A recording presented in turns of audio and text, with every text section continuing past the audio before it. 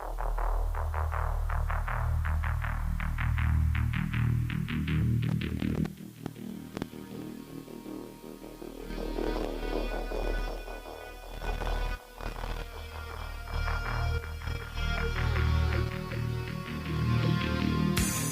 to Paranormal Central, broadcasting live from Central California with your hosts Jeffrey Gonzalez and Alan Thomas.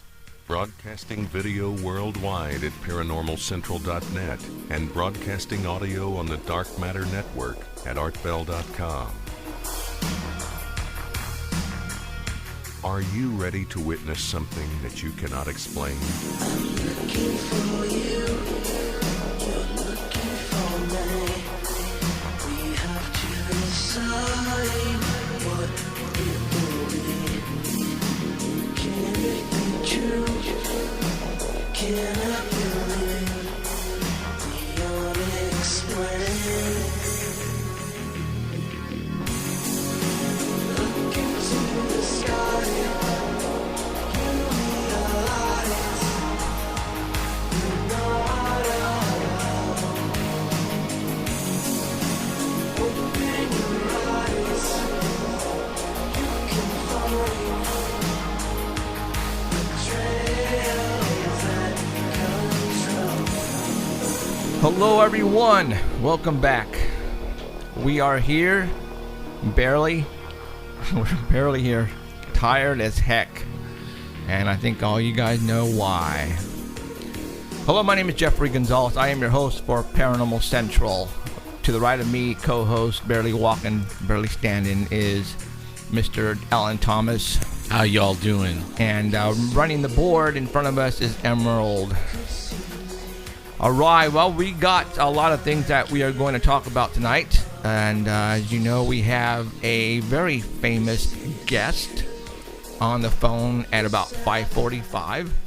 Ron Moorehead of the Sierra Sounds. Boy, I tell you, if we haven't freaked you out yet, we're going to freak you out even more.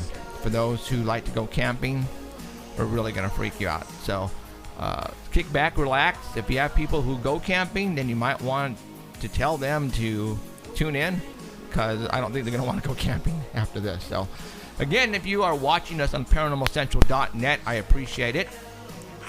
We have often technical difficulties on live streams, so what we are asking you to do is, the heck with live stream, mute it, and go to artbell.com on the Dark Matter Network and tune in there. Go to their app. You can just, go to artbell.com, scroll all the way down to Dark Matter, and click on that, and you have different ways of actually listening to us. And they have an app, so if you are on their cell phone, you can actually listen to us there, and forget about watching us. And because their audio is way better than live stream. But if you want to see us, then go ahead and tune in. We're going to be showing pictures tonight.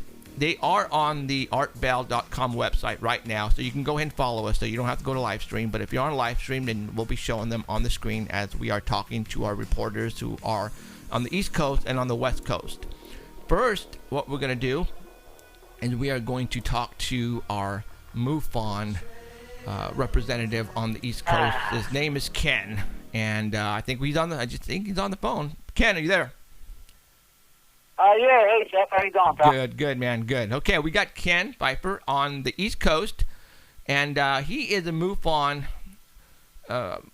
investigator, actually. You're state state section director, or what are you now? Yeah, well, I'm a STAR team member, of course, but Okay. I am the chief investigator for MUFON, New Jersey, Okay, Rhode Island, and Vermont.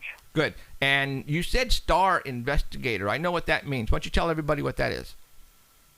Well, basically what that means is we would be deployed to high-profile cases within the United States and possibly the world, depending on the case. But, yeah, if it's an important case and if it does need some investigators, boots on the ground, then, I would probably be one of them. So we're talking UFO crash. Of course, yeah. Yep. So if there's a UFO down, then you guys get called. I mean, right away, too. You guys get dispatched, and depending on where it's at, there's a little money involved. You guys either hit it by vehicle or by helicopter, or whatever it takes to get you there before the government does, huh? Yes. Now you find that they were paying for it back a few years ago when Bigelow was involved with the, Bigelow Aerospace. As a matter of fact, I was dispatched out to London, Connecticut. I was out there 3 days investigating a very large black triangle. But I guess when Bigelow left, we're basically on our own right now, and we have to pay for our own flights and meals and everything else if we are dispatched out to a sighting. Okay, right on. And I had no idea that Bigelow left. I thought he still was like running the show. That's what I thought too. So I guess not. Okay, Mr. Ken, I got your pictures here, and like I said, everybody, if you're not watching us on live stream, you can go to the Dark Matter Network at artbell.com. Yeah, you heard me right, artbell.com. Is that awesome? When I get goosebumps every time I say that. artbell.com. You can actually watch our stuff and listen to us right now on that network. So, okay, we're going to go ahead and hit for UFO number 1. And I am putting that on the screen right now. And go ahead, Ken, talk about this. What are we looking at? Yes, this was a great photo. A lot of substance to us. This was February 24th, 2014 in Fresno, California. Oh, wait. Fresno, California. Okay, that's... And my birthday. Yeah. Okay, now, how come nobody called me on this one? See, nobody knows who we are.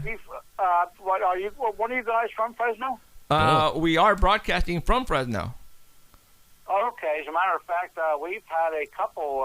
We have another sighting that I'll present to you again next week. We had another sighting in the Fresno area, but no, this was February 24th, right there in Fresno. Wow. Birthday. Yeah. Somebody got a I have photograph. a brief statement. It says here that I was shopping at the drugstore at the corner of First Street and Nee Street in North Fresno, California. I happened to look up and saw a stationary object in the northwest corner of Fresno. River Park. The skies were clear and there were no other craft in the area. I observed the object for about 10 to 15 minutes. I took several pictures, which I attached. The object made no noise and was stationary. I'm guessing that it was at least 1,000 feet or more. It is difficult to estimate size and height without having something to compare it to. I looked at it with some small binoculars. There seemed to be larger than just a lighted area. The pictures do a good job of what I saw. By chance, I sent the pictures to my daughter, and she called me immediately and said she said that my oldest grandson, 11-year-old, he saw the same thing.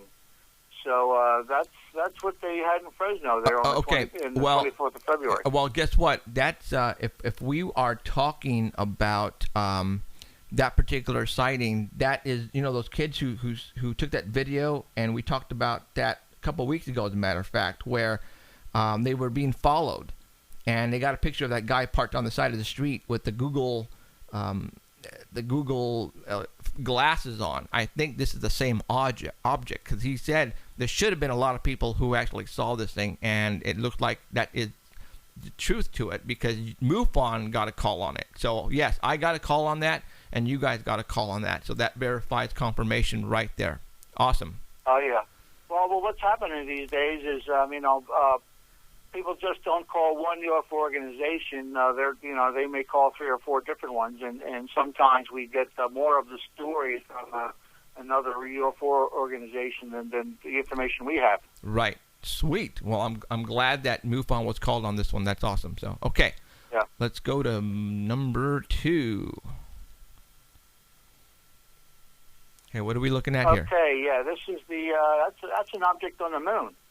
What? As a matter of fact, this is just another example of some of the amateur photographers and astrophotographers, the amateurs that we have out there. They're setting up their cameras with the telescopes, and they're finding things, and it's pretty incredible. This one here was February 12, 2012, Green Acres, Florida. Brief statement: there are a few photos I took with my Nikon D5000. And with my Nikon D5000 hooked to my Nextar 8 telescope in February 2012, I have no clue what they are, but the one is a solid object sitting on a moon surface. I took it on a photo later, and it was gone. Now, I've seen this object before, and quite frankly, a lot of people are describing this object as a possible rod. A rod? It doesn't look like a rod to me. It's more square. Yeah. Hmm. You know, I that's a do have shadow. some rod Shadow photos, or and this seems to be one style of a rod that is flying around right now. That's why I wanted to bring it up. Okay. Wow, very cool. From the moon even. All right, right on. Okay. Let's go to number 3. And again, you can, if you are not watching us on paranormalcentral.net, you can go to artbell.com and you can see all these pictures right on his website right now. So, okay, we're UFO picture number 3. What do we got? Okay, this one's in Kent, Rhode Island. Dates January 31st, 2014 in Kent, Rhode Island. Brief statement. Me and my boyfriend were driving down the highway when I saw 2 hovering black discs out of the passenger window. I told my boyfriend to look over, and he grabbed a series of pictures showing the object standing still in the sky, hovering. They were circular and had no lights. We took the next exit and headed towards where we saw them. We had lost them in the trees after taking the exit, and by the time we reached the area they were previously above, they were gone. We also saw a helicopter heading in the same direction as we drove closer. That occurred at roughly 5:30 p.m. in Rhode Island. Now, as you can see, there's 2 photos, and that one photo is apparently that's a photo they took. They didn't see them lights, them beams coming down, but that's what the camera captured, and that's some pretty amazing shots there of what these guys got. Very cool. And that white thing in the middle, I guess that's like a reflection from inside the vehicle? I'm not really sure what that is.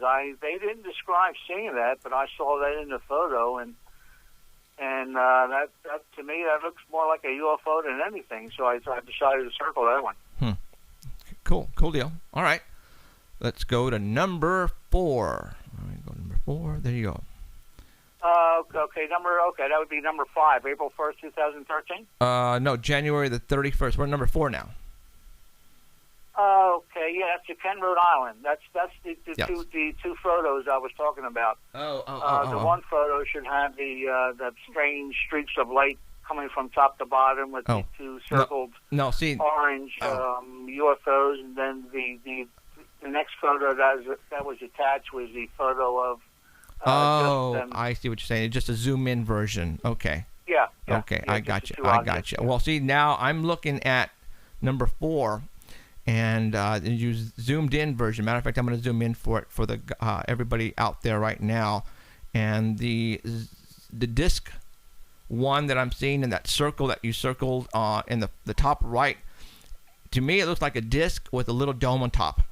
That's what I'm looking at. Oh yeah. That's what I'm looking at. Is freaking UFO flying saucer. That's what I'm looking at right there. So that's cool. All right, let's go to number 5.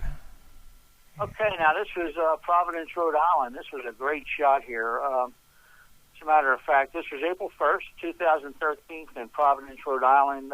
Statement is, I walked out into the night on my porch and noticed something glowing in the trees in the back of the property. There were no street lights, and it was very dark. The night was overcast, and the object was hovering around 20 to 25 feet above the ground in a very treed area. There is nothing in the back of the property that is very rural with a lot of trees. It was glowing red and seemed to have some spots between the glowing lights, meaning it was not fence. I decided to take some pictures and went outside the house to upload them. The pictures reflected white glowing objects in different shapes. Note, I was seeing red glowing objects, not while it seemed it was performing tricks for me.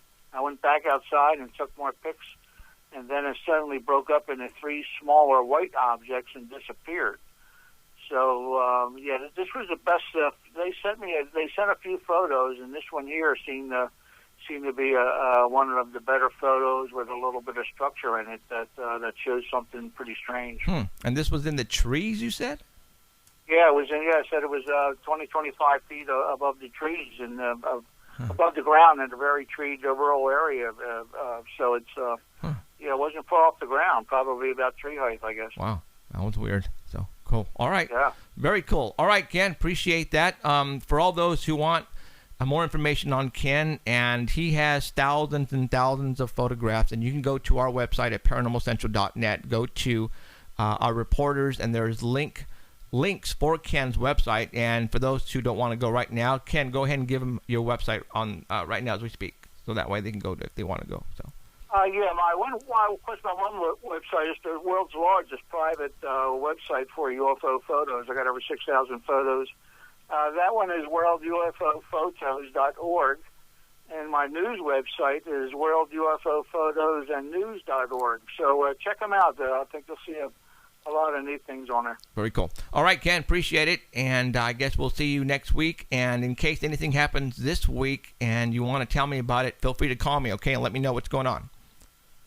Sounds good, Jeff. Hey, Alan and Jeff, thank you guys. I appreciate you having me on. Okay, no We'll problem. see you later, Ken. And if you dispatch on a UFO crash someplace, you better call me. Yeah, I'll be on the phone to you. All right, sure. man. All right, thanks, Ken. See you next week. Okay. Okay, bye. I'll see you. See, I didn't know he was part of the STAR team. That's cool, huh? Yeah, STAR teams are they get notified first and dispatch, and if there's a down UFO someplace, they try to get out there ASAP before, the MIBs or the GOVs or the DOD or the CIA or the NSA or the FBI all get there first. Well, it's interesting that he also said no Bigelow. Yeah, that didn't make any sense to me. I thought I thought for sure that guy was still all over that. Yeah, I didn't understand that. So That's interesting.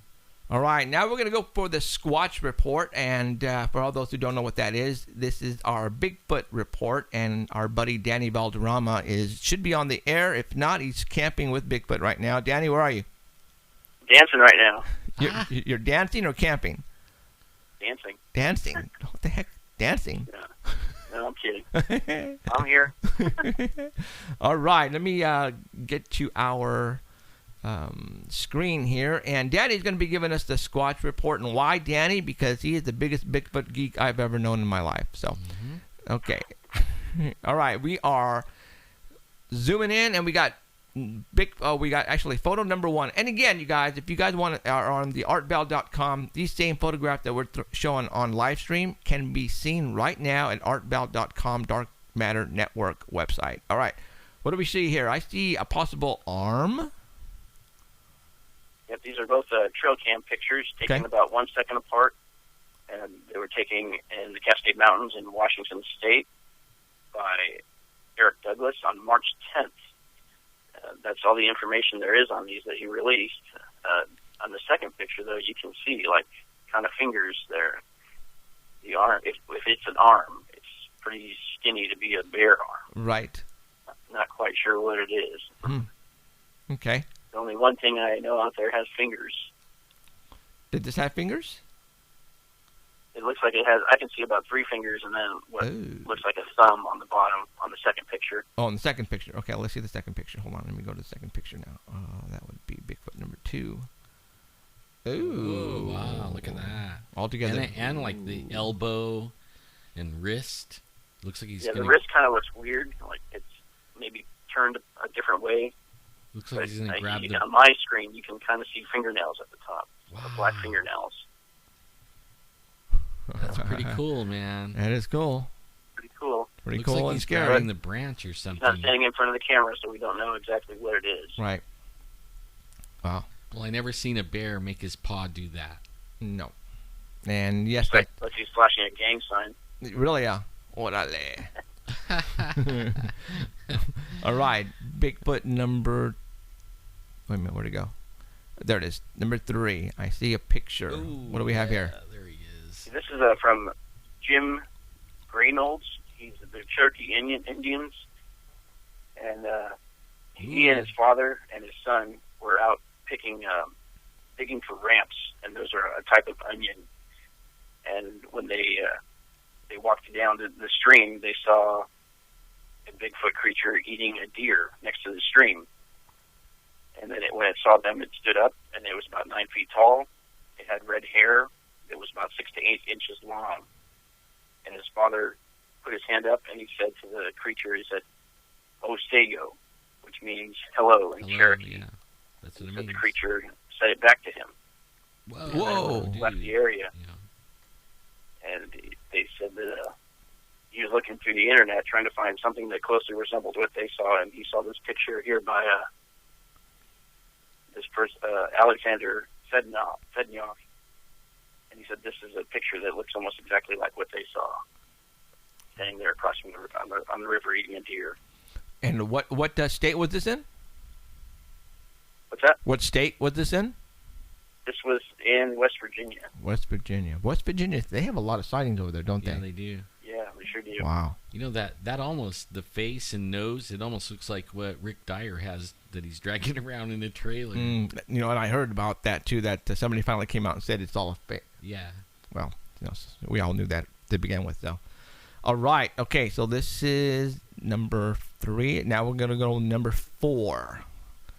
Yep. And we have, what is this? We have A movie coming some out? Bigfoot movies coming out this year. So Oh, it was cool. entertained while we're not in the woods.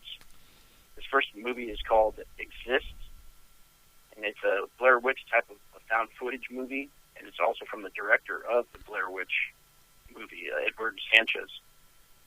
And it's about 5 friends that go camping in the Texas woods, and they fight off the fabled predator. And it just had a screening last week, and it was sold out, and the reviews were good.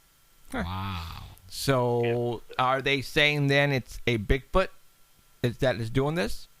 Yes, that's what it is. It's Okay, a Bigfoot. the Bigfoot, huh? So the release date was supposed to be about a week ago, and it's been pushed back because another company came in and bought the movie and probably wants a bigger release for it. Oh. Well, with all the They big pushed back the release date. with all the Bigfoot in the media right now, that's the reason why they want that sucker. So that makes sense. Yep. Bigfoot's where the money's at. All right, got number 5 up, and this looks cool. What's this? The next one is Bigfoot Wars. This one has some known names in it. It's based on the book from the same series, and this one's going to be released in summer, starring C. Thomas Howell, Judd Nelson. On March 21st, they're going to start releasing the trailers, and then after that, they'll be like every other week or something that the new trailer will be released. Now, is this going to be released in the theaters or on TV? It's going to be released in the theaters, and then after that, it's going to go to DVD. DVD, okay. Yeah, so it's sometime in the summer. Another interesting Bigfoot. That's interesting. All kinds of Bigfoot stuff coming out. Yeah. They got the teeth wrong on that one. You got the teeth wrong? Yep. He's got fangs, and Bigfoot has human teeth. That's human That one teeth. looks hungry. All right, now we have a mansion. What's this? Yeah, this isn't Bigfoot related, but it's breaking news. My sister contacted me. She lives in San Jose, and she saw on the news there that the Winchester Mystery House has just received a special use permit that would allow people to stay overnight. Woo. They won't be allowed in any of the 160 rooms in the mansion, but they can stay in the buildings that surround the mansion, including the pump house and the caretaker's residence. So they still have to find out what exactly they want to do now that they have the permit. They finally got approved. But all the details are going to be worked out, and pretty soon people will be able to spend the night. Is on the that property. supposed to be haunted, that place, or is it? It's huge. It's huge. Yeah, but- I thought it was Yeah. just like weird, not haunted, but it's haunted? Wow. That's cool. And What then, I can hear is close to. so it's supposed to be haunted, and that means there's going to be a lot of investigation groups going up there. Tell you that right now. Yeah, we actually toured that one, and there's one of the rooms we were in. This kind of has a spring on the door, where if you open it inwards, it'll close automatically because it has a giant spring on it. And while we were in the room, and the tour guide was with us, the door opened, and the only way you can open that door with a big spring is if you have pressure on it. But the door opened, and the tour guide had his back to the door, and he looked around to see if somebody. He said, "Hello, can I help you?" Because he thought somebody was coming in, and there was nobody there. And then the door closed by itself again. Wow, that's So, weird. Okay, so moving on. That's weird. So, okay. That All was right. pretty cool. That's pretty cool. All right, Danny, appreciate it. Thank you very much. All right. And Okay. I guess we are. You're not going any place because I know you're going to want to stick around for the next guest because Danny actually was the one who got us this guest. Mr. Ron Moorehead. So, all right, appreciate that, Danny, for all the work Hey, you do. all right. Hey, Danny. And problem. keep it up, and keep sending those pictures. And for those who don't know we're going to talk about that right now. So, all right. Thanks, Danny. All right. Okay, Later, Dan. see ya. So, Cool. all right, that was Danny. Yeah, he takes great pictures. You can go on our Facebook, and you can check that out. I'll have some loaded up later on paranormalcentral.net. Okay. All right, we got 20 minutes until Mr. Ron Moorehead is going to come on. So let's talk about a little bit about what happened this past Sunday for all those who don't know and who are in the dark. And I don't know how you can be, but for those who showed up, I think you were blown away, I'm hoping. For those who don't know, who are tuning in for the first time, this past Sunday, we actually shot 3 episodes of our talk show in a larger environment. It was held at the Crest Theater in downtown Fresno.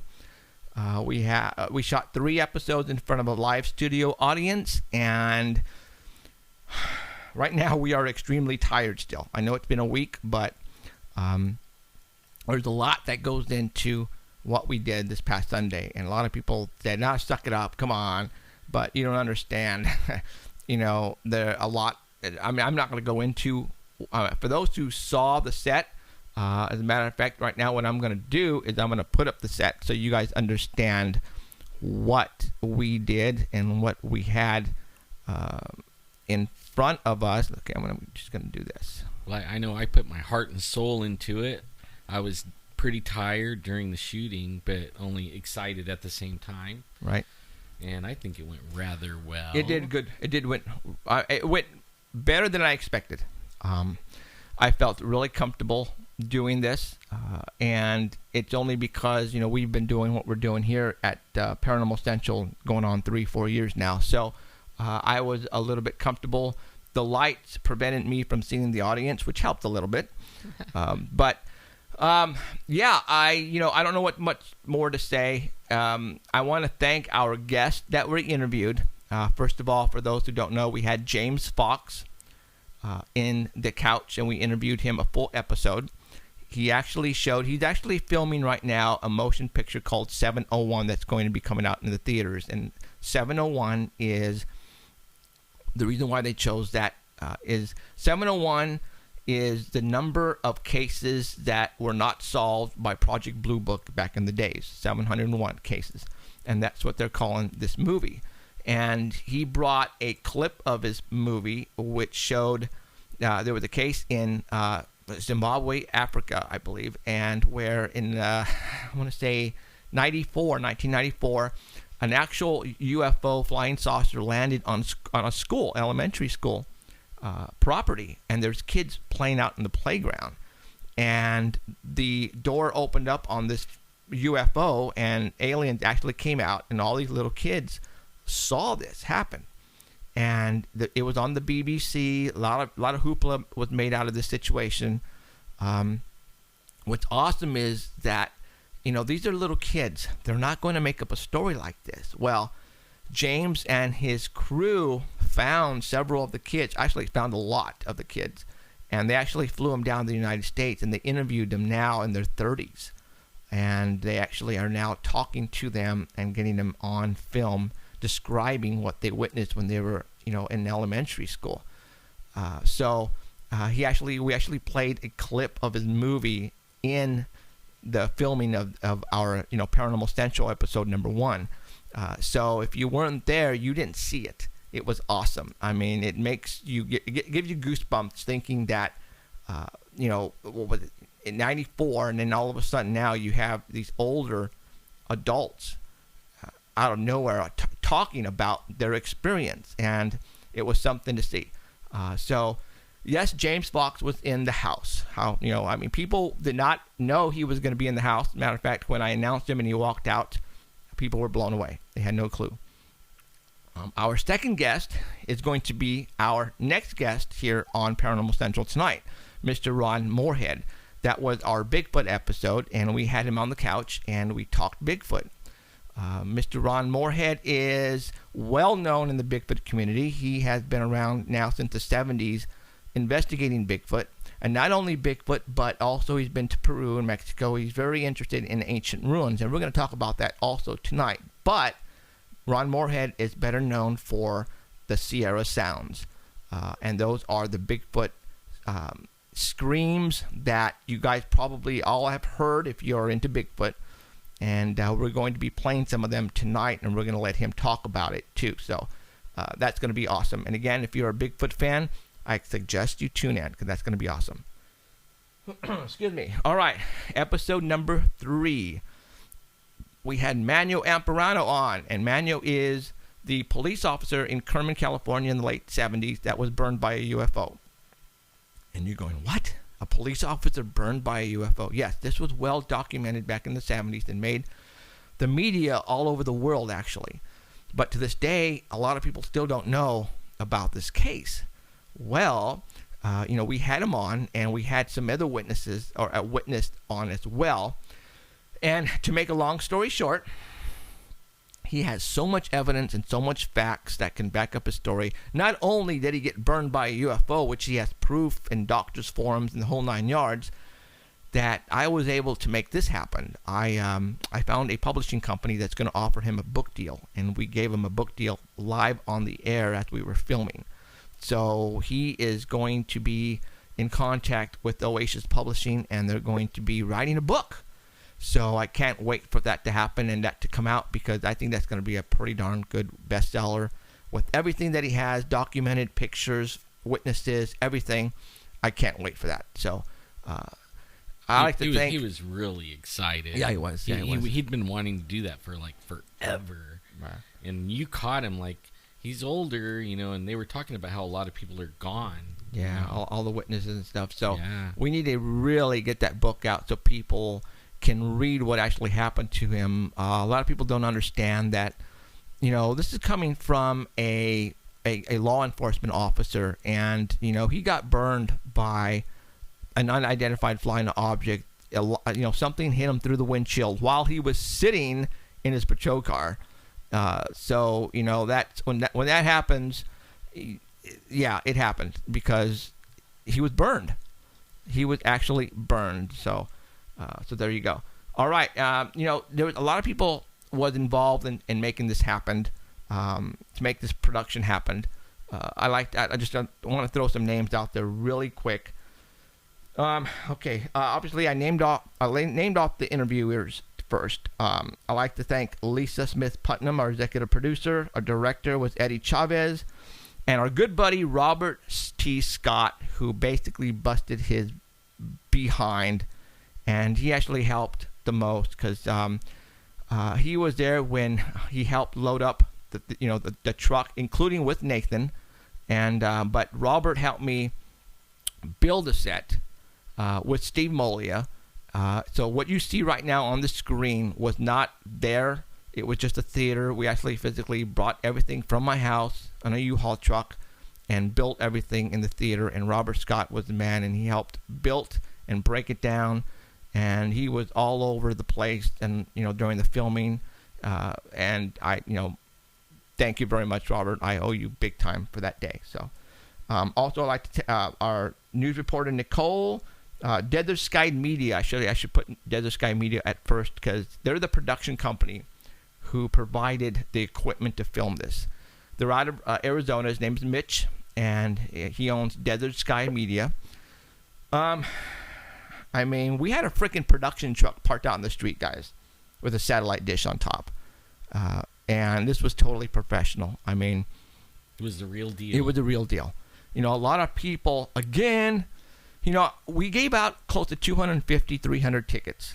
And at first, I only wanted 150 people to show up because that's what you see on talk shows nowadays is about 125 to 150. You really don't go overboard. But I counted the tickets, and we had 150 people show up. Awesome. That's a perfect crowd. But 300 people had tickets. And now a lot of those 300 people are kicking themselves in the butt because they didn't show up, because they didn't have any idea that this is the way it was going to turn out. Well, you know what? Maybe next time you'll show up because because when we do something here at Paranormal Central, we do it right. So always. So okay. last but not least, the two people in the house with us right now, Emerald and my wife Cheryl, for kicking butt that weekend too as well. They were running around like their tails cut off, doing stuff for us, and we want to appreciate them as well, because, Emerald, she actually, it probably wouldn't even happen because she's here every week. Yeah, doing she runs our this with us. Otherwise, we wouldn't even have that. She runs our Skype, who's getting the feed to Art Bell, actually. That's right. And she runs that for us, so I appreciate that. And again, to my wife for, putting up with all the crap. We're doing this, and, we're not getting anything in return. And what I mean by that, everybody thinks, oh, my God, these guys are making millions of dollars. Well, no, that ain't the case. I started this as a hobby. Excuse me, the hobby a long time ago, but it's turning into a lot more than just a hobby. A lot of people seem to think that we have something special going on here, and that's why we're going and doing what we're doing, and we're taking it to another step. And this weekend, it blew us away. We did not expect it. I mean, it turned out really well. I don't recall any oops or anything major happening that, crap. Granted, we were going to do 4 or 5 episodes. We were going to do a ghost episode, but that one fell through at the last minute. We had a prop.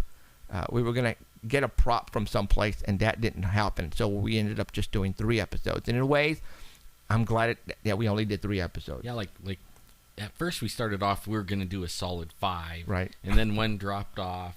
And, we started thinking maybe we can't do 5. And then another one dropped off. And I'm glad, too. We had this really awesome person that was helped us out with the executive producer. Yes. And she warned us, we did a pre-production meeting, and she said, we're tired, which we were, because we've been running for days just getting it set up.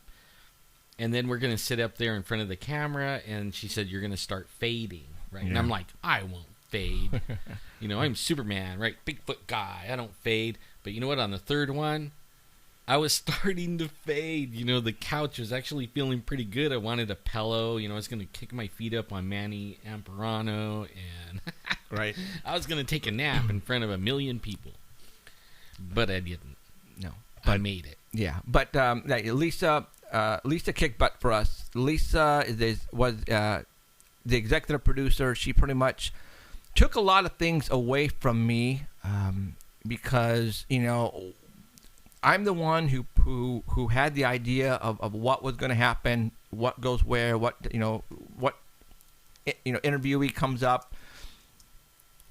She took all that burden off of me, and all I had to worry about was sit behind that desk and to interview and to do my job as a host. And it went really smooth, and I think I owe her all of that, basically, because I didn't have to worry about anything.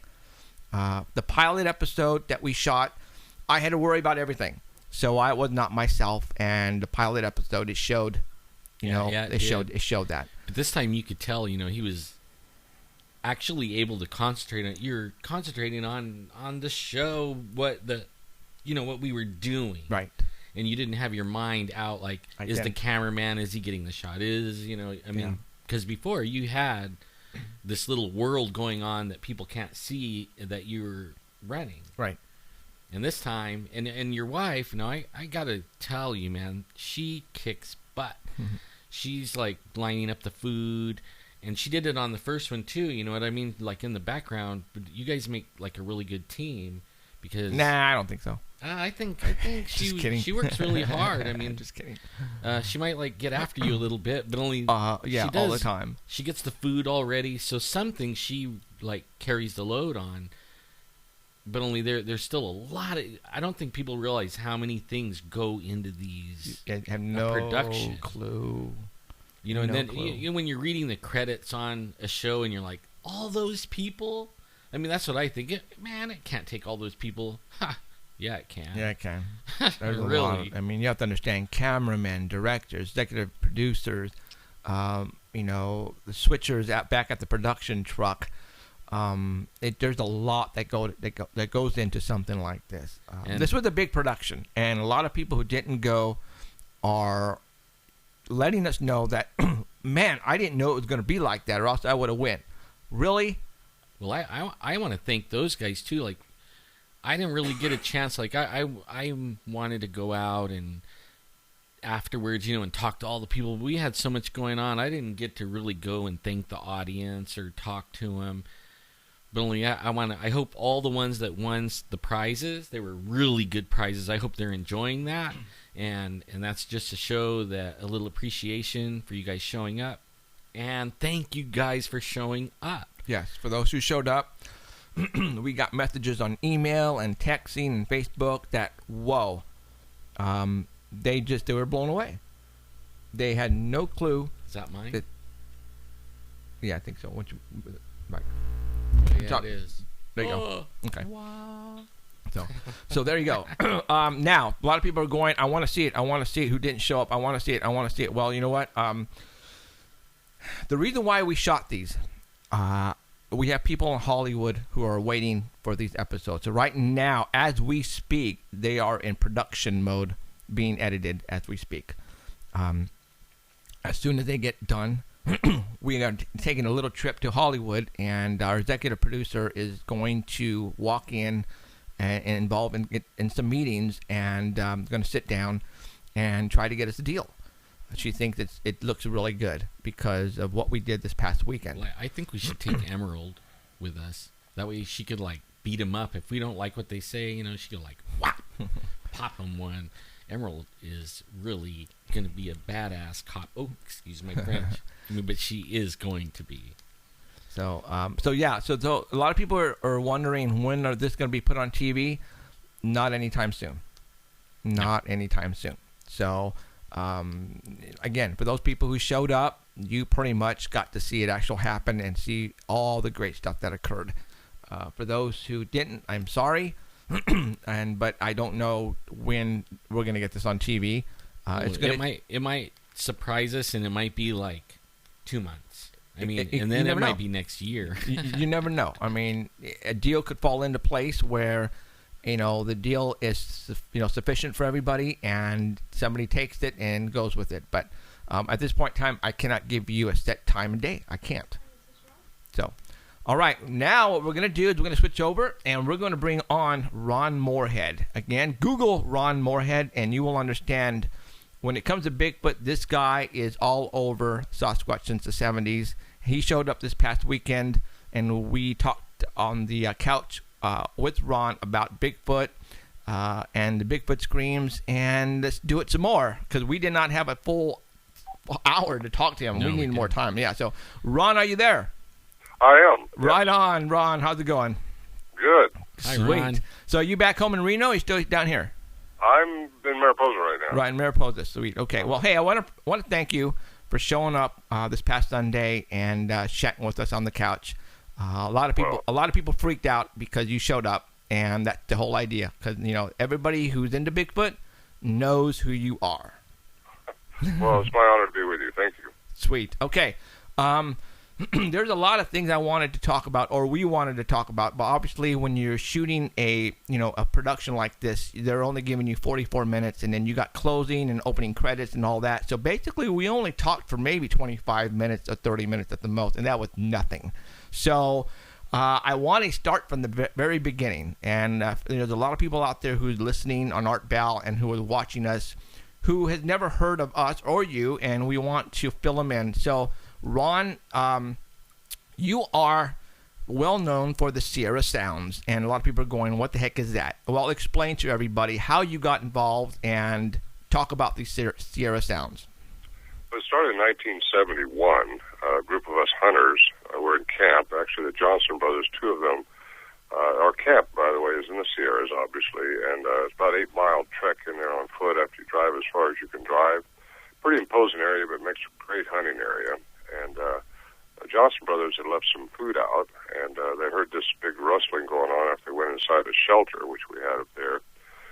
And first, Warren thought it was a bear, and then he realized the sounds were not that of a bear, kind of aggressive sounding, which which I think you've heard some of them.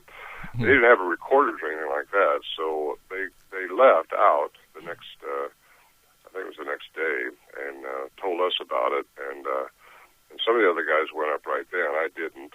I waited a little bit longer, and we took recorders with us, though, and they started coming around and taking our food that we left out, and we seen their huge tracks, and started recording their vocalizations, which we kind of didn't realize just how significant they were. I didn't, anyway.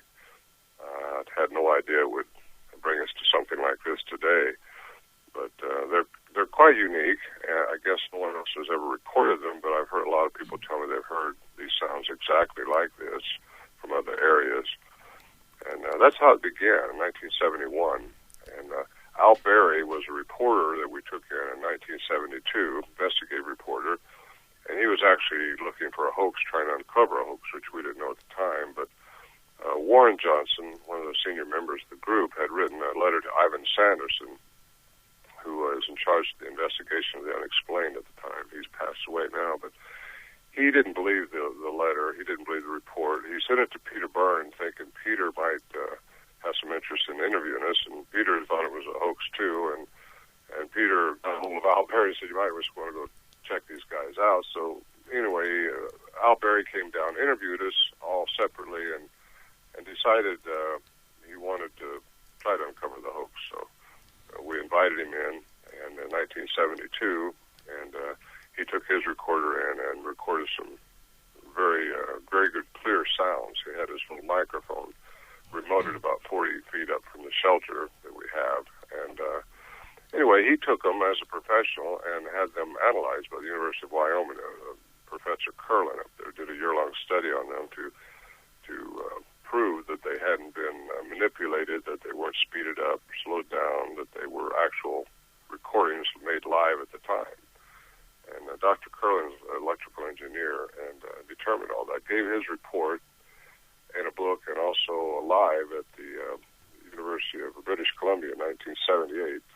And it's called Anthropology of the Unknown was a symposium. And it's just kind of gone on from there. We had interactions with these things several times over the years, and that's kind of how it began. Alan Berry passed away last year, and Warren Johnson's passed away. The rest of us are still kicking, and still get up there once in a while. Right on. Now, you have a couple of DVDs actually out and a book, right? I do. Okay. Where can people see this? Well, they can see it on my website, BigfootSounds.com, BigfootRecordings.com. Either one of those will get there. They can Google Ron Moorehead. They can Google Sierra Sounds and come up with my website. And on there, they can order anything they want as far as the CDs or the book. The CD, the first CD I produced in the late 1990s, it's Al Berry's story and what he went through to try to solicit help. Because as you know, most professionals take this as a hoax. They take it as a Loch Ness Monster type thing, and they don't really believe in Bigfoot. Professionals won't stick their neck out as a rule. And we went through a lot trying to get professional attention on these. But the CDs are both available on my website as a combination, because I produced another one in the early 2000s of my story and sounds I recorded in the same camp a couple of years later when they were actually interacting with us. And they're kind of unique, very unique, in that they were trying to ask me something. It's kind of a question. We don't know what it was, but I was mimicking them back, and this was the first time they really had interacted with us while we were outside the shelter, like they did. And that's the night I got to see one, get a glimpse of one. And also my friend Bill McDowell, he and I were in camp, and we both got to see glimpses of them that night, the ones that were making the noise. Wow. Very fast, very smooth, very agile. Agile. The kind of terrain they were going through. You see movement through these trees, and it was a quite exciting evening. But I got it all recorded, and I wrote my story. My chronicle is in my book, 40 years of doing this, and still have things going on. We don't have the close-up stuff like we used to have, but things have changed. I think the family members of the Bigfoot group who he was involved in may have changed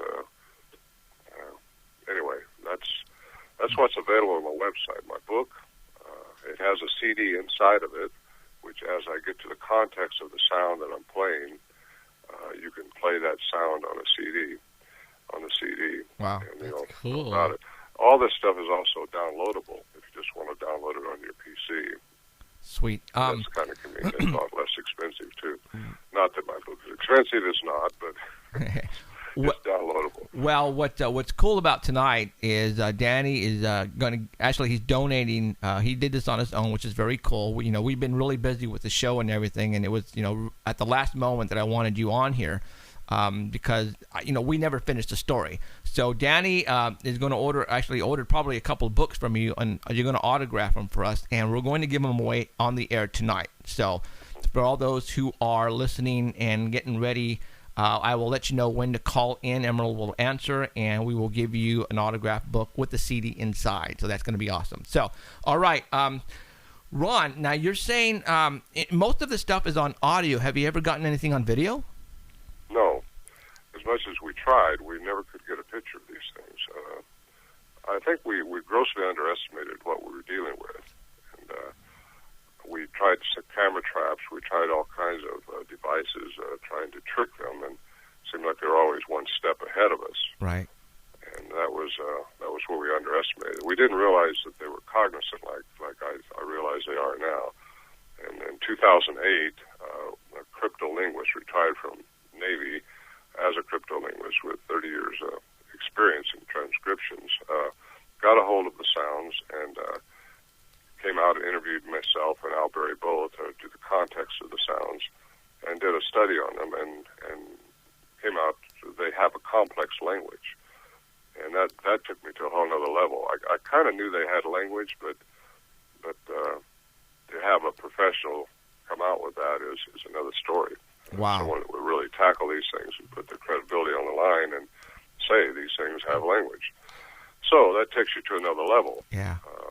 Human beings are the only ones that are supposed to have cognizant language, who can figure things out like we do. And I get into a little philosophical thinking here, but I think, and I'm not a religious person, but I'm a spiritual person. I believe that something happens, and we're not just here by accident, but Right. We were made in the image of God, and that's what gave us our cognizance, our speech, and our language. And these things have language, but they're not humans like we are. So where does that put them, and what does that make them? And I spent the last several years of my life looking into that. And been into Russia, been into Siberia, been into Nepal, been in lately just another trip into Peru. Yeah. Trying to put all the pieces together.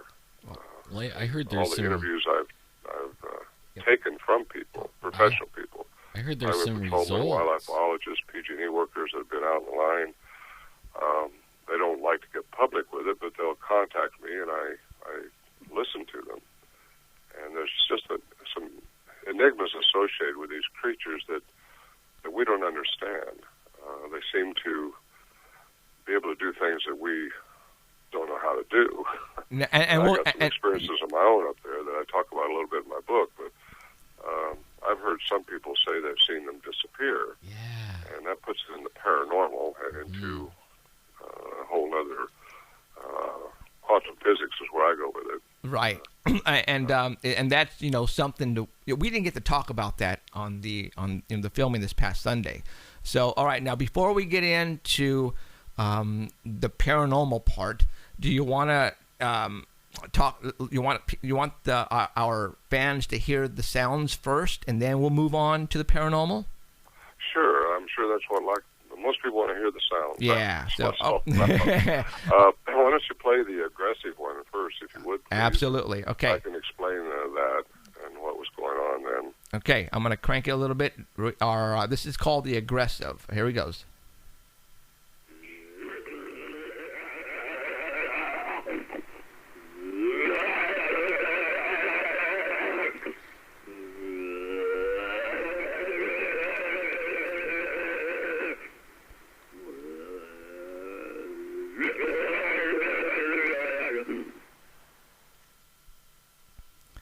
That would make me run. When was this caught on audio? 1972. That was Al Berry's recording. That was the one that I thought I gave you a different one than that. But that just sounds like a big gorilla beating on his chest. They're really kind of frightening when you first hear them, but those are kind of sounds we heard, and a lot of chatter back and forth between the creatures. And I think they were probably more or less being aggressive over the food we was leaving out, and I don't feel like they were really pointing it at us, because it was pretty hairy at that time. Uh-huh. I wonder, I guess that's the right word to use. I wonder maybe they were like fighting over what they wanted to do with you. Well, they were around us, right outside the shelter, and one thing I can't explain or can't really say the right way is just how loud these sounds were. That's what the tape recorder doesn't tell you, but they were huge. They must have a huge lung capacity. And we took a wildlife biologist up there in the early 2000s to do a flora-fauna study just to see if, at the recommendations of a scientist, just to see if there had been any indication of speakers or anything like that could have went on. And he did a thorough investigation of the site. Couldn't find any evidence of anything like that. Of course, we knew that anyway, but still, it seems like if you don't have a professional behind it with a PhD or some kind of a title, no one's going to pay attention to it. That's for sure. That's why Al Berry and myself have gone through so much trying to get professional attention, and we're getting it now. And these sounds aren't going away; they can't be disproved. And a lot of people have tried to say, "Oh, does this sound like some gorilla or some kind of something speeded up?" And it's not what it is, and it's been established that professionally now. So. Anyway, I'm rambling too much. No. You're doing fine. Did Danny mention to you, and I'm pretty sure he did, that we actually got one yelling at us about 6 months ago? Did he mention that to you? I don't think so. No. It was Oh my almost gosh. a year now. A year now? Yeah, it was Wow, May that long. 14th. Yeah, we go up to the spot where we go all the time. That was David Ragosa brought us into his area, and we go there as many times as we can. And we walked in, the gates are closed because of winter, and we walked in and we had one screaming on us. And I have my iPhone, and I have an app. It's called iRig, and you can buy an external microphone that you can plug into your iPhone. A microphone that plugs into your iPhone, and it's a digital recorder. Well, I had this thing going, and we had one screaming at us like King Kong. And I got it on audio, and it's wild, man. It freaked us all out, and I got it, and it's recorded, and it's bitching. I mean, it's like, wow. So I think Alan did mention that. It's it's the same what you said. Like we were feeling it in our body, but only the microphone doesn't pick that up. You know what I mean? Because it's barely audible. I mean, it's audible, but it isn't like when you're standing there. You know what I mean? Yeah, these things, I mean, when it was yelling at us, you can feel the bass in our stomachs, and it was incredible. I mean, it was scary and incredible. So I understand where you're coming from. Excuse me. Well, all right. What did you do after that? We walked away. No. Yeah, well, we were leaving. I got it. We got about a couple of minutes worth of screams, but it started coming in louder, and it actually, what we haven't done yet is really input it into the computer and cleaned it up like it should be. But it's you can hear it. It's really loud. A buddy of ours, Robert, who went with us for the first time, doesn't believe in Bigfoot, and this thing started screaming at us, and he actually started cussing right there and then, only because he was freaking out because there's no effing way, But yeah, I got it on audio. I'm gonna have to send you some clips so that way, I'll have Alan do that tonight or tomorrow. Send you some clips of the audio. Matter of fact, Danny has that on SoundCloud, I believe. So I know Danny's listening right now. He actually has it marked and where marked. You could go right to the roars. So as of right now, Danny, go ahead and email Ron the clips of the yells, and that way you can check it out tonight after the interview. So let me mention something that I learned from the cryptolinguist Scott Nelson. What he found in our sounds was what they call a morpheme stream, and that's a group of words that make a sentence, and that's what creates language, as by the human definition of language. and yells, which we've all had, it doesn't tell us a whole lot. Right. But if you can relax, which is really an easy thing to say, but a hard thing to do when this is going on. Right. But I encourage people to just try to get through the fear, and you can probably get something going on like an interaction thing with the language issue, and that's what's important. Because the more we can get cooperation from that, and the more sounds the cryptolinguist can get, he may be able to determine what these things are saying someday. That makes sense. He says what we really need is have one come in and point at a tree and say ooga ooga, and then we know that's a tree in their language. But he does know a few things about, they do have a certain sound they make at the end of their sentence, and it's a complex language, though, right. in his words. What was it? The yells and the screams, I'm not a professional, and I can't tell you if it was a Bigfoot or not. The best thing is if you can get some corroboration of track or sighting or something like that. We had very few sightings at our camp. Al Berry never did get a sighting, and he wanted one so bad. They're really pretty elusive creatures, as you know. They're Right. ninjas. And I my think. big question too is how does something so big stay hidden for so long? Well, Danny It's reported. amazing. Some of these things are huge. They're giants. Right. Danny The reported. first thing I wanted when I got involved in this was where giants come from. These things are big, and how can they stay hidden without us knowing about it? Without us They're ninjas. scientifically Forest ninjas. establishing their existence.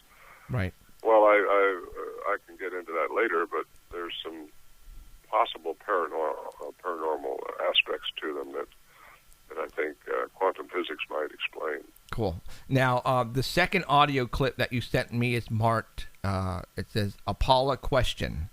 Mm-hmm. Okay. This was 2 years later after the first aggressive sound. Those kind of aggressive sounds were in 71, 72. This was in 1974, and my friend Bill McDowell and myself got into camp on horses, and they started doing their banging. They'll bang on logs, they'll snap rocks together, they whoop, they'll do stuff like that to see what your reaction is going to be. You're going to jump up and get a gun, then they're gone for the night. But we don't do that, and we didn't feel like that was the thing to do. And that's when they started yelling out at me, and I started yelling back. And got some pretty interesting interaction going that night. It's quite exciting. So that's what you're fixing to hear. Now, I say Paula question because it sounds like he's asking me something. I have no idea what it is. But And that's the name you gave him, Paula. What is Apollo? What word is that? I mean, why did you name it Apollo? it's because that's what it sounds like. Apollo? Okay. Oh, got it. Okay, here we go. I'm going to play it right now.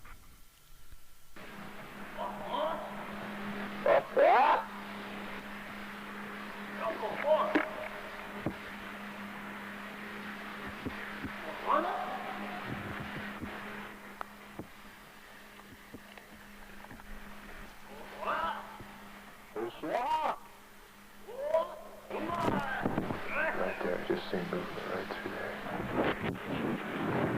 Okay, I'm going to play that one more time. Here we go.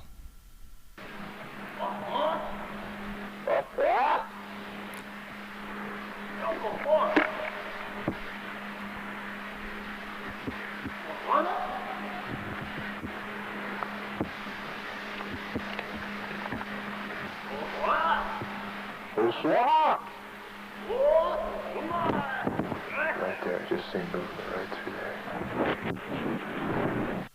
Wow. How far do you think he was from you guys? They were, there was three of them there that night. We think there was a family group, a mother, a father, and we think there was a small one, because I got a small voice recorded in there somewhere, too. But this one was probably 100 feet. Wow, that's close. That is close. That's the night I seen one. Bill's seen another one, too, the same night. Wow. And So how far elevation are you guys up? elevation of the camp is 8,400 feet. 84. Okay, that makes sense. You That's have to about get up where I a tree was. line 10,000 feet or so, up and down canyons to get there. We either go horseback or we walk in. How did you find this place? Well, it had been a hunting camp for years and years before the Bigfoot stuff started. The Warren and Lewis Johnson used it since 1958. we're not sure, but in retrospect, we think maybe these creatures had been observing the camp for some time. Mm-hmm. It's just that certain night when they made themselves known, Warren seems to think that one of them got burned on the stove from the teapot hot water that was on the stove. There was a big muddy track in there they seen the next morning, and he thinks that's what got one of them kind of excited. Oops. Pretty hairy sounds, he said. Yeah. So he was a little ticked off. Now, and that makes sense because, when David and us, when we go to the spot that we're talking about, it's only 5,000 feet, but it took a while for them to start interacting with us or David because they needed to check you out and see who you are. And like you guys, they are familiar. They know what you look like now. They know what you sound like. So, the more you go up to the same place over and over again, you try to get them to be comfortable with you. That's so true. That's very, very true. And I really recommend that. Anybody that thinks they want to interact with these things or get closer to them, and ignore them when they first start out. I say that because if you ignore them, they come in closer. And leave food out for them. But you need to stay inside like a tent or a shelter of some type to start off with because they feel more secure that way, I think. So you're saying then, well, at nighttime when you go to bed, obviously you go inside tents. So obviously you leave the food out when you go to bed then, right? Right. Okay. Right. Okay, so obviously they're not going to come around if you're out sitting around. Now, when you guys are up there, do you guys make a campfire or is it just completely dark? No, there's a fire. There is a fire. We have a stove that we made down here in the valley and then assembled and then took up their mules and reassembled it. That's how we take things up generally, haul them in on mules. Now, do you guys, so basically you have stuff up there already set up and left there, or do you guys? Yes. Ah. Well, if the bears haven't torn it up, each year when we go in, we have to rearrange things. The bear makes themselves at home there. There's a lot of bear up there. Well, next question, how do you know it's the bear and not the Sasquatch? Well, first of all, the sounds, and second of all, the tracks they leave. Well, no, I mean when you go back and see your equipment tore up. Oh, because these things have never offered to bother our stuff. Okay. They've actually moved our deer from hanging, when we hang them up on the rack behind our shelter, on tracks underneath it, and the deer's been moved. But they've never taken anything that they, I guess, felt we didn't leave for them. Now they think. Right. Not, yeah. At least the ones I'm dealing with. I can only talk about the ones I've dealt with up there. Everything else is hearsay from people I've interviewed. Now, obviously, they're intelligent. Now, when you say they moved the deer, now, obviously, we know that they're meat eaters. How come they didn't take the deer, but they moved it? Well, good question. I don't know. I guess maybe out of respect, because we did leave them food, and we left like stew or something like that we'd made out, and left a spoon there. I guess they felt like that was for them. Wow. They would take it. Well, what kind of foods do you guys usually leave when? Whatever we were eating, yeah. Whatever it is. Depends on. I mean, this has gone on for years up there, so just depends on what we're eating. If we're taking mules in, then we take some like stew or something like that. If we're backpacking in, you try to take something a little light. Yeah.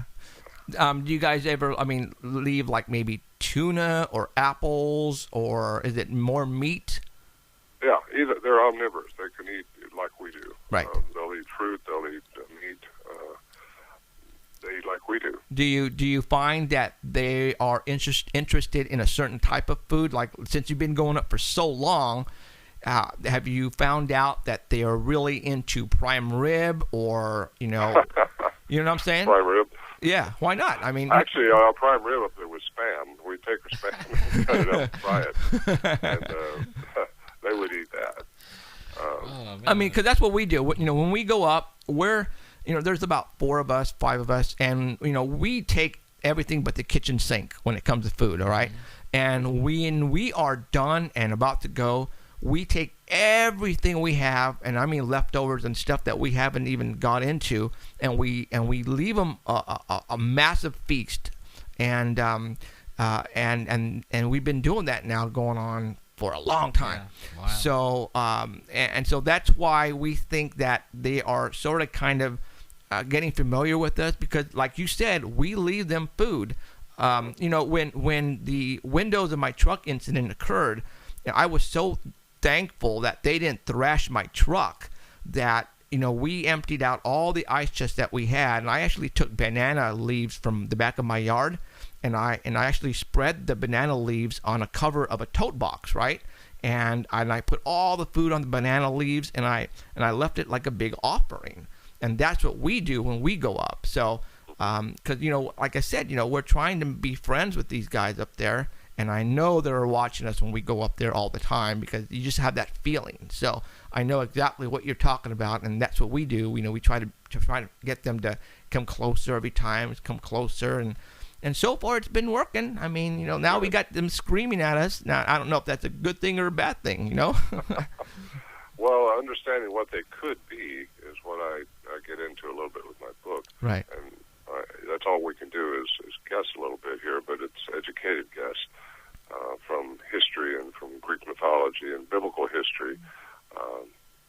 They're not human, like I say, like us, but they have human aspects to them. Right. Okay, let's listen to the last sound you have, and it's a samurai whoop. What's this about? You there? Yeah. Okay, I'm going to go ahead and play this, okay? All right, here we go.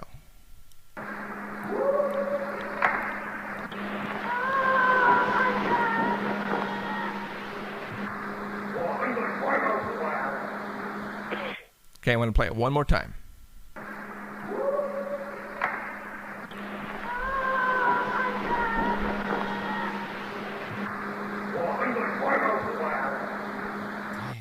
That childlike voice that I hear, that them or you? That was them. All Wow. that was them. Wow. The big snap you heard the first two, that's the kind of snap you'll hear. It's defined. It's a huge snap. Right. It's not like something stepped on something. It's purposely done, I'm pretty sure. And the whooping, they'll whoop in series, and I think that different types of whoops. And I've recorded a lot of the whoops. That's on my second CD, and I think it's their method of signaling to the other ones, because generally it starts out in whoops and snaps, and then you'll hear the cries like that, and it could be their communication method to each other. When it's directed at you, you know it. It's like a question. Yeah, that's for sure. I had that several times that one night in '74. Very cool. All right, now let's talk about the paranormal side of Bigfoot. And we've talked about this on our show, and I'm glad you're bringing it up, because one word that Alan describes these creatures, and he gives them the ninjas. They're ninjas, and what he means by ninjas is that you might see them and you might not, and they're really quick to hide. They move really, naturally when you're talking forest and rocks, and it's like that's their domain.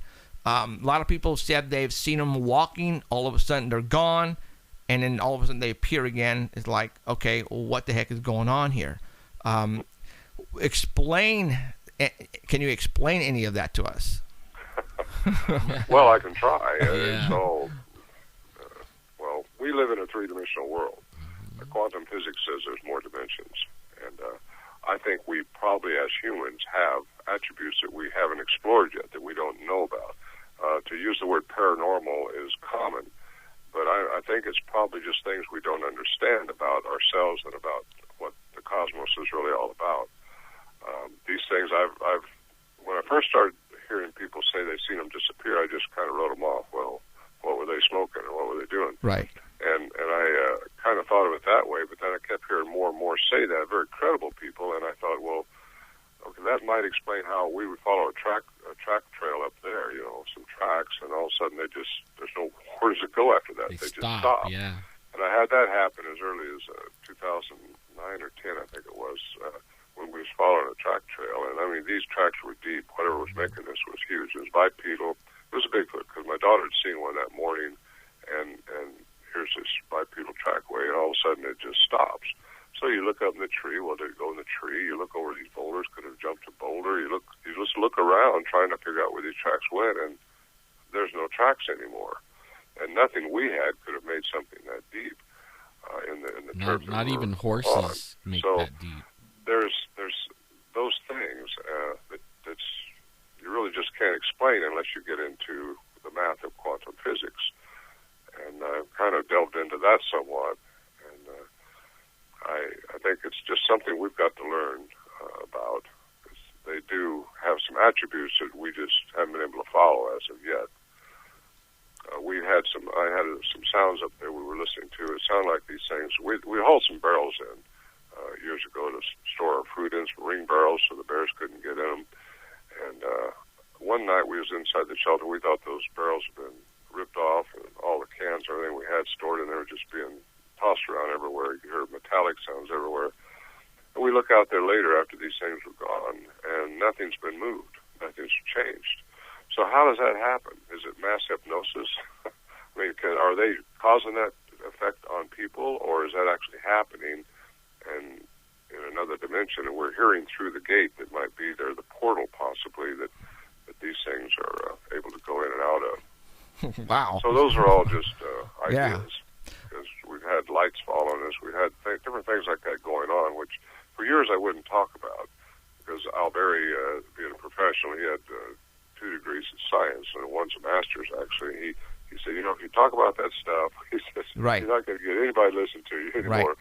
And so I didn't talk about it. I think now it belongs in the circle of things to talk about, because it happened, and more people are saying it happens to them.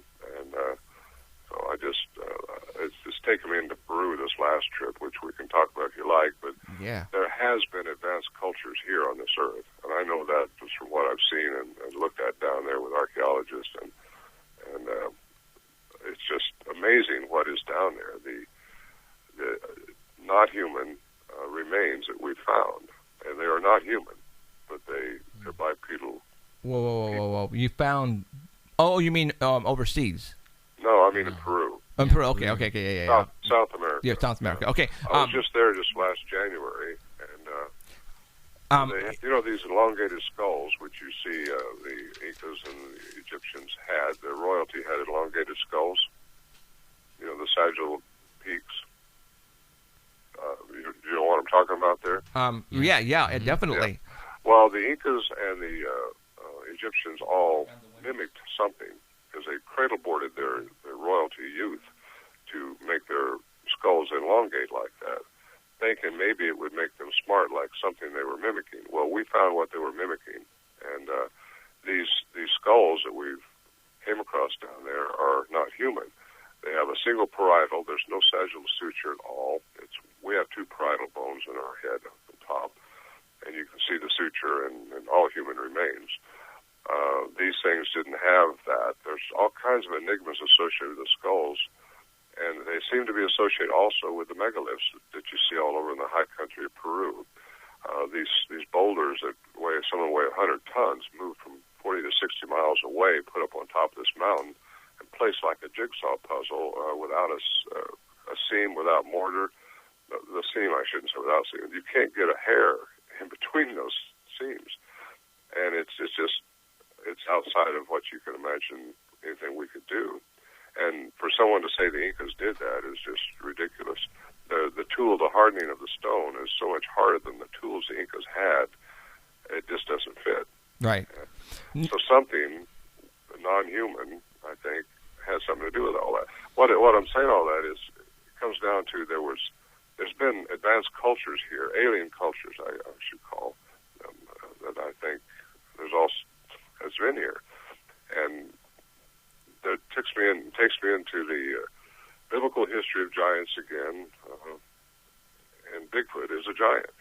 The Mayans and the Aztec both had stories warring with giants in the north, and that's taken me over to the Lovelock Caves in Nevada a couple times. And there's some interesting stuff coming out of that, which is going to be in a book this summer, which I think if you're really interested in this stuff, you ought to get it. It's put out by L.A. Mazzula, and he's the one I went to Peru with, and he's got some information that's going to be incredibly insightful to look at. But anyway, I said all that to say this. Could Bigfoot be a remnant of something from that culture? And could he have attributes that culture left him? And that's where I go with it a little bit. Do you think maybe, a lot of people think possibly missing link? Where do you think that comes into play? There's another question for us. There's a lot of Native American stories of them mating with the women of Native Americans. If they are a remnant of the Nephilim, which is the giants of old in the Bible or the Greek mythology, it gets into celestial intervention into humanity, which I think that's what this is. I've seen in Peru. And they have crossbred with the natives over the centuries. How much human are they? They're not like us, but they're still got language like we do. Right. I think humans are hybrids, in my opinion. I don't believe in Darwinism, not to the degree that it's taught to us. I think something was planted in us a long time ago that gave us our sentiency, our self-awareness, and our cognizance, and that makes us the image of quote-unquote God. Right. And something alien has maybe implanted something into one of the great apes of some kind to give them cognizance, and that's maybe what Bigfoot is, but he's crossed now with a lot of humans, so I don't know what percentage these things are. And that's why, to this day, and I want to say, including our DNA testing that was taken from the windows, Melba Ketchum and Oxford University, they're doing DNA testing and coming back with human, but yet obviously they have to take it even further and try to break it down to see, okay, where is that coming from? And that's what upsets me, because the professor that did the DNA testing on my windows, the first result came back human. So he assumed it was contaminated right away. So we did it again, and it came back human again, not realizing that, wait a minute, maybe this creature... Maybe they are half human. Yeah, maybe there's some human involved in there. Well, the mitochondrial DNA, which is the maternal side, according to Ketchum's study, if you want to go with that one, is human. Right. It's the nuclear DNA, the male counterpart that's unidentifiable. And Brian Sykes at Oxford, he didn't come up with anything different either. I'm not sure how deep he went into it, but what he found was a unique bear with some of the sample that he had. Yeah. We are trying to get DNA out of what we came across in Peru. We contacted the authorities down there to try to get the right forms, because it's really hard to get some of the stuff out of Peru. The government just keeps it all pinned down pretty tight. Especially our they government. find giant remains, they put them away, just like the Smithsonian does up here. And why do you think the government is just so not letting us know the truth? Because it takes away from Darwinism. And Darwinism, you got to go with that because that's what science said. Right. I don't go with it. But they get a lot of funding, the Smithsonian does, anyway, from our government. And I believe that there's probably all kinds of things hidden in the Smithsonian and there's a lot of people on that same track. I spoke with Jim Verrera, who has done a huge study on the giants found in North America here, and there's been a lot of them, and they're all gone now. You can't even see them. Wow. He's got pictures, paper clippings from the early 1900s, late 1800s. Smithsonian has to stay with Darwinism because that's science. Anything else is hooey. Right. I heard that the museums, they have some back rooms where all this stuff is hidden, even giants. And I mean, obviously, when somebody finds a giant skeleton or anything that's going to change the history of our books, the government comes in, snatches it away, and hides it, and threatens everybody. I mean, that's just the way it is. And I know where you're going with this because well, they haven't found everything, Jeffrey. Right. Oh, no. The things that they haven't found, and you're going to see some of that in Mozula's book this summer. He's also having another DVD put out, and I'll be in that one myself, like I was in his other one. But you'll see some things that should open some people's eyes that the government has not got a hold of yet. Wow. I better watch out what I'm saying. That's what I was thinking. I'm kind of under a non-disclosure agreement here. Well, yeah, you better stop because they are listening to the show and they are watching us. Oh, my gosh. I've said too much already. Yeah, so once you call into the show, well, once you come into once you are involved with Paranormal Central, you are marked. Well, I can tell you right now, Ron, you have been marked for so long. It's not, don't you ever find that you are being watched at all? Have you found anything weird? I move around too much. I don't think they can keep track of me. Yeah, don't bet on it, pal. Jump in a plane and be somewhere else tomorrow. I don't think I'm a threat to them, but I think there's too much being exposed now, and I think that's what the 2012 Mind Counter was all about a new enlightenment coming, because more and more people are being enlightened to reality and the truth that's really coming forward now. And that's one of the reasons why we're doing the show. We're taking it to another level. No more of these reality shows on TV where you get people running around trying to find things. Here on this show, I bring people out like you and James Bach, and people who have actual evidence and that we can show on the air. That's what it's all about. And I think you're right. I think the government is now letting little bits come out because they know that they can't suppress all of it. They can't. I visualize, the little Dutch boy putting his finger in the leak of the dike. Only the government has all these little leaks and not enough fingers right now, Right. So I think pretty soon, maybe even this year, I have a feeling something's going to happen. Something's going to get revealed. I don't know what it is. I don't know if it's UFOs or I just don't know. But UFOs are common. Yeah, let's talk about South that. America and in Mexico, Sure. as you guys probably know. Oh, yeah. You don't talk to anybody down there that hasn't seen them or heard about them, or they just take them as for granted. Right. We went out with the actual mayor of Paracas down there to a cemetery site, and he showed us an area. So where those trees are over there, used to be a lake. He said until that UFO went down there, and then the lake dried up, and it's just like it's something that happens, like you're driving around the corner or something. It just people see them. They see aliens. I don't know how much our government is suppressing or how much it seems like up here, you say aliens or something like that, people just sort of frown at you, look the other way, but that's becoming less and less. When this first started with me with Bigfoot, I didn't tell people about it because they're going to laugh you out of the town, and I was a businessman then, and I was all my life, and I didn't want to have that kind of a stigma about me, so didn't talk too much about it. But I do now. I don't really care what people think. Right. It is what it is. Right. And I like the comment that you made when we were doing the interview on film, that you're tired.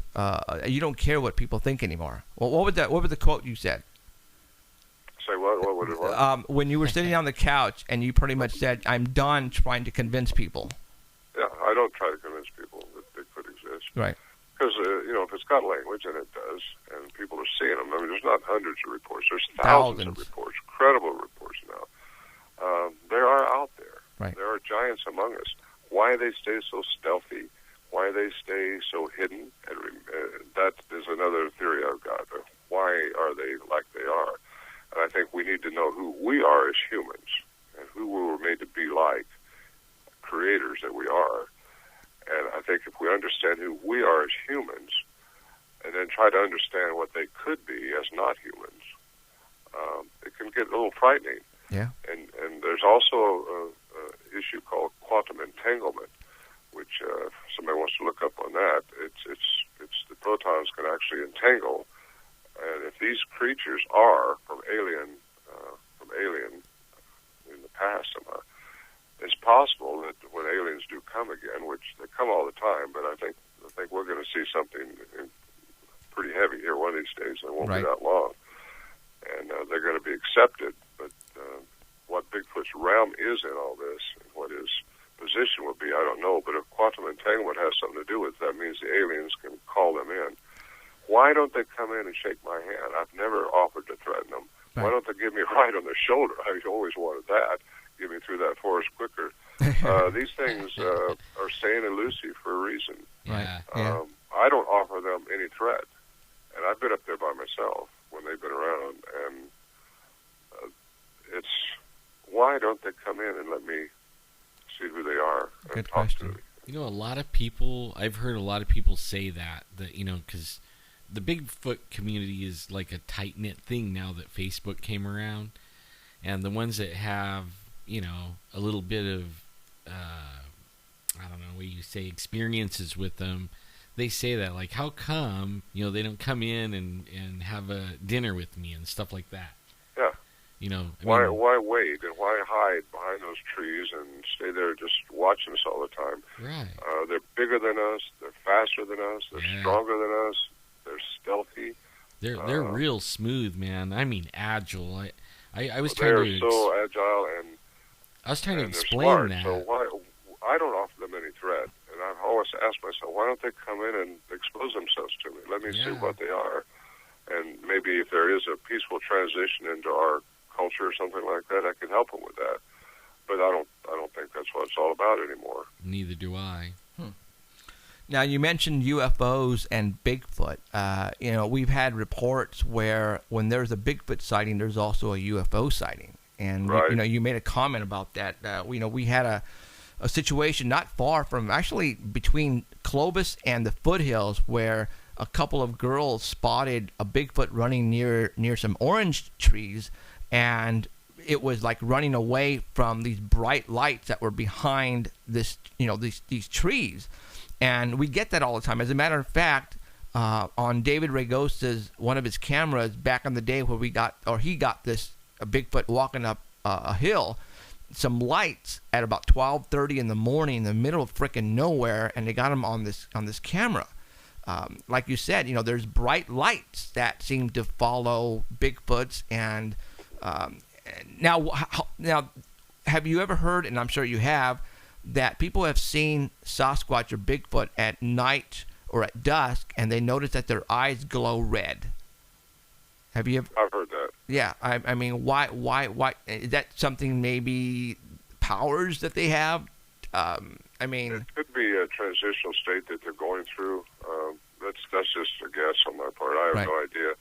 I don't know what their eyes do. There's all kinds of theories about that. Right. Yeah, and obviously we don't know. We're just making educated guesses, only because we've never asked one in person. So right. There seems to be that's what I like to do. But it seems like there is a definite UFO connection with these creatures. Right. And that's what I guess I'm getting at with they could be part alien. Yeah. And I agree, and this is, when I first started this, somebody said, well, it's the aliens' pets that got loose on Earth. But I don't think so. I think goes way deeper than that. Maybe they're the bodyguard. The big picture is what I'd like for people to look into and do their own homework on it. The big picture is, what's the end game here? What's it all about? Right. And especially when you I start... I have my theory on that, and everybody else does too. But start tying it into what you're talking about in Peru and all that stuff. It makes a really big picture. There's a lot going on this Earth, and I think we're all kind of complacent with, tomorrow's going to be here. It's going to be the same old, but no, that's not necessarily true. I think tomorrow could be different, and the next year could be different, and we shouldn't get too complacent with our lifestyle. There's a lot of things going on in our economy and in the world in general that we should be aware of. And Bigfoot's just one of them. Right. UFOs is another one. We're going to be offered advanced technology by UFOs when they do come, because they have it. And that's exactly what was happening just prior to the flood. And if you believe in the flood, which most scientists do too, let me ask you a question. If you read anything in the New Testament, Christ said, as it was in the days of Noah, that's the way it'll be in the last days when he comes again. Let me ask you a question along... It kind of gets you, not religious, but it gets you thinking a little spiritual, maybe. Right. Let me ask you, can I ask you a question? There's more going on in this cosmos than meets our three-dimensional eyes. Okay, go ahead. Now, Alan has a question. Have you... Now, lately, I've had a lot of people coming to me with dreams. I mean... not in the last few years. I don't usually, they're all crazy like, but only lately they're all almost similar. Have you had people telling you that also as you're doing this? That they come with dreams. I'm sorry, Jeff, you broke up just a little bit. I missed the core of the question. Have you had people come to you with dreams lately? Like the Dreams? yeah. dreams. Before everybody had these like off the wall dreams, but lately, Let me give you something there. I knew it. I knew it. But sometimes dreams are a little more Right. than just a dream. In fact, something happened to me not last year, but the year before, when I went into camp by myself, which I'm not supposed to do that, but I did it. And it seems like things can happen when you've gotten rid of your analytical mind and you're just relaxed. In a not a sleep state, but that alpha sleep just before you get into sleep, you know, when you're not really asleep, but you're not awake. Right. That's when things can happen because you're not analyzing things, you're not thinking. And I think that gets us into another potential dimension. It's not a total dream state, but it's kind of a state where something else can communicate with you. So I think we have within us, all humans do, all kinds of things that we don't understand. I agree. But I had something happen to me just as I was about to go to sleep up there, and I heard some chatter, Bigfoot chatter, and that just woke me up. And then I had a big thump right outside the little tent I set up because the shelter was about to cave in up there at the time. And this thing started walking around out there, and it was a bipedal something. And you hear it breathing. I'm there by myself with nothing but a little pea shooter, you know, to take care of the snake if I see one or something. Right. I didn't take a big part of them because I have no intentions of shooting one of these. Right. But I do believe, in retrospect, he's looking for food that I did not leave out. Oops. Oh. And but I'm saying all that because things come to you when you're in that relaxed state. And even Bigfoot, a lot of them are seen during the night, or or heard or something like that. Because very rarely do you hear of any sightings going on in the daytime. Right. Mostly at night when you're asleep. And that's When you're asleep, they hear them rustling around. They might look out there and see something mess around the dumpster or something like that. I hear that a lot. And a lot of times they may be just misidentified with a bear, but the other part of that is maybe they think it's a bear and it's really a Bigfoot too. Or a Bigfoot Bears and a do bear. walk and can walk on 2 feet. right. But Yeah, their but- legs are not near as long as these things are. Right. Exactly. So, all right, Well, yeah, Ron. the dream thing has got Yeah. something to be said about. Yeah. Yeah. That relaxed state that you get into. Well, I've had a lot of people coming and telling me these dreams, and they don't know each other, but only they're telling me almost like the same thing, like the same theme, I guess you would say, right? And lately it's been off the hook. I get them like every few days. Somebody's telling me about a dream all the time. It's weird. So, all right, Ron. Well, I am going to let you go. I appreciate you coming on again. And again, I appreciate you coming on last week. Give out your website one more time, please. Bigfoot sounds or Bigfoot recordings, either one will get you there. .com. Okay. And that, and then again, after we say goodbye to you, we're going to go ahead and give away those 2 books. And I know you have a book coming out, and when it does come out, I want you to come back on the show and push it. And hopefully that we will be picked up and we will be on national TV. I will let you know what's going to happen with this episode that we shot with you and when it's going to air and all that kind of good stuff, because I got a feeling it's going to air hopefully within the next 3 or 4 months. That's what we're planning. And I will let you know when it does. But keep us informed.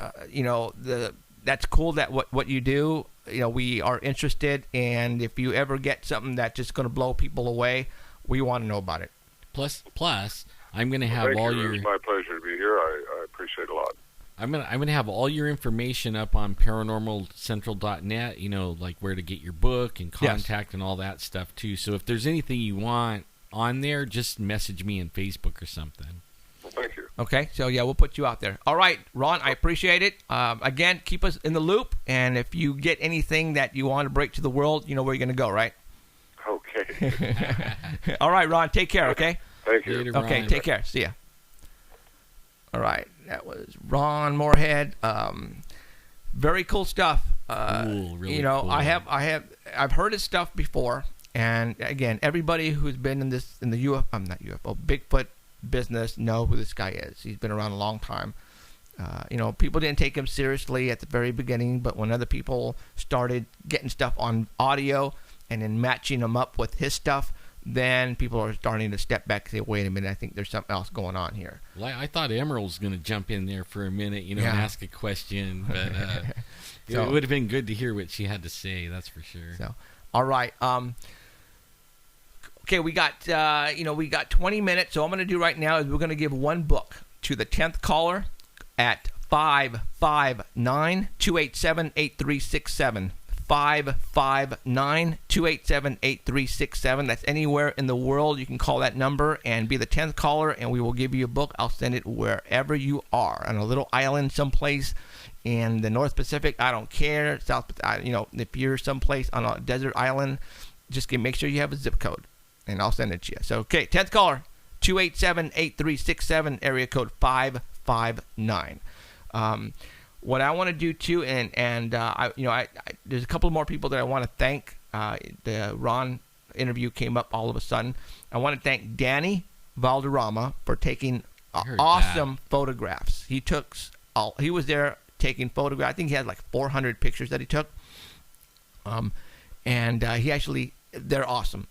He's going to send some to Alan, and we're going to post basically a bunch of them up on the website. It's going to take a bit to do it because I think Danny is working on the photographs and cleaning them up and making them look really cool. He sent the band Possessed Tranquility and the other, I forgot Possessed Tranquility to thank them, the official house band of Paranormal Central. Awesome. Everybody loved them. Even James Fox, when he was sitting on the couch, he's going, damn, these guys are good. And he even wrote a song for us. So, the opening song and the ending song that you hear at Paranormal Central is by Possessed Tranquility. So it's called The Unexplained, which, hey, fits it, doesn't it? I want to thank Danny for taking the photographs, and his son, Trevin. He basically was assisting Lisa, the executive producer, in anything that we needed. Trevin was there, and he basically kicked butt. And and Lisa even said that he kicked butt. So we appreciate both those guys for helping us out. And not only did he kick it, he ran his butt off. Yeah, he did. So matter of fact, Lisa offered him a job. Actually, offered both those guys a job in Hollywood. So that's amazing. So is that cool? Cool. So, okay. Before is there anybody? Are they calling? Yeah. Okay.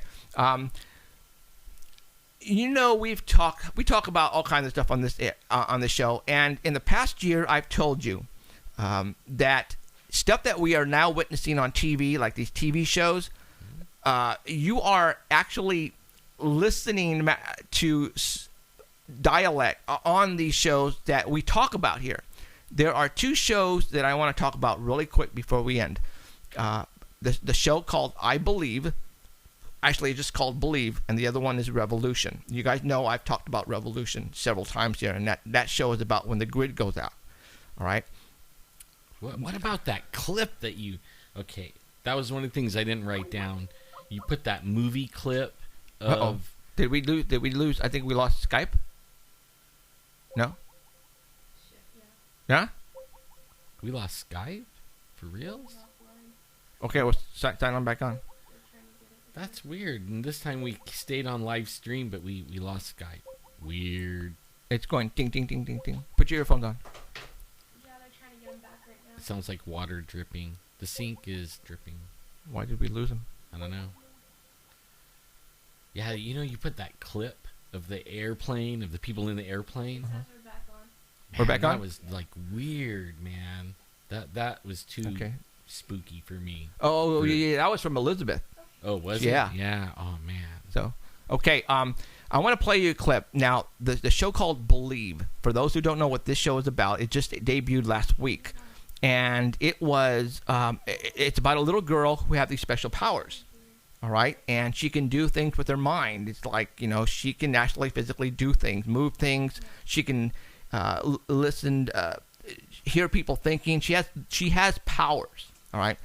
There's a part that in this particular, I think it was a debut episode, where she is, or they are, did it cut off again? No? That they're in this warehouse, and they hired this guy who was in prison, who was just about to get put in the put away for death. Anyway, he was going to be killed because he did something really bad. They hired him, And they gave him money to protect this girl, not knowing that his guy is the actual father. But he said something to him, the new job that he has to protect her. And what I want to do is I want to play you a clip on what he tells him he has to do to keep her going, to keep her alive. Listen. Why me? That is for you. I want you to take good care of her, educate her, good organic food, comfy accommodation. Did you hear that? You're Let's try that again. going to be raising her now. I need a gun. Why me? That is for you. I want you to take good care of her, educate her, good organic food, comfy accommodation. Right there. Feed her organic food. Organic food. Oh, no, I get. Okay. Wow, sounds like Why, we're in a why do we cave. get? Why are we getting the devil? Sounds Check. like I'm in a cave. I think it's on here. Yeah, it's fine. I think this thing is this. Okay. Yes, it's That's cool. it's organic food. Right. All right. Don't feed her GMO. Give her organic food because she has powers. Oh, man. Did you get that? Yeah, Okay, just like people told me, don't cut your hair. Right. Cut your hair, and then you lose your powers. Oh, Like, there you go. whoa. But don't cut your powers. What's that mythology? Was it? Hercules. Hercules- No. no. Is it Hercules? No. Hercules sneeze? No, I don't know. I don't. But you know what I'm talking about, though. Okay. The next one is revolution. Samson. No? Samson and Goliath. Samson, Yes. yeah. Samson. Okay. Now the revolution. This part is where when the grid goes out. What's left of the United States government is ascending on this particular side of the United States, and they're coming in, and then they're having a talk with there's a bunch of congressmen there and higher authority in the government. Listen what this guy says. Great civilization is not conquered from without until it has destroyed itself from within. I saw that quote in the Mel Gibson movie. Making fun. That is what happened to us. But it wasn't the blackout. Long before that, our nation was ruined by perverts and parasites. I believe the blackout was our punishment, but I also believe this is our chance to atone. Listen. Make no mistake, gentlemen, I am proposing a coup. Air Force One went down, we lost the president, the speaker, most of the senior staff. Once we handle the vice president, I am the next in line. There we go. While we sit here and wait out the purge, we are going to lose 70% of our population. You may think that's a tragedy. I see it as natural selection. The tide will ebb. The weak will die, but the strong will survive, and we'll build a new America committed to the ideals we believe in. Watch. Listen. Like it says on the dollar, right under the pyramid, Novus Ordo Seclorum, a new order for the ages. What have I been telling you? New world order. Even if we're able to convert the other soldiers on the base, Listen. mainland's a different story. Plans are in motion. For one, my Assistant Secretary Randall Flynn is making preparations, and this gentleman is going to help us win hearts and minds. Victor. Thank you, sir. I'm Victor Doyle. I'm a consultant with the DoD. I specialize in interrogation and re-education, and I can promise you that whether people join us willingly or not doesn't really matter, as long as you know how to apply pressure in all the right places.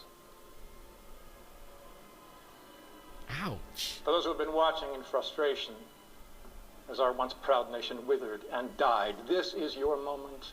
You will be the new founding fathers, remembered and hailed forever.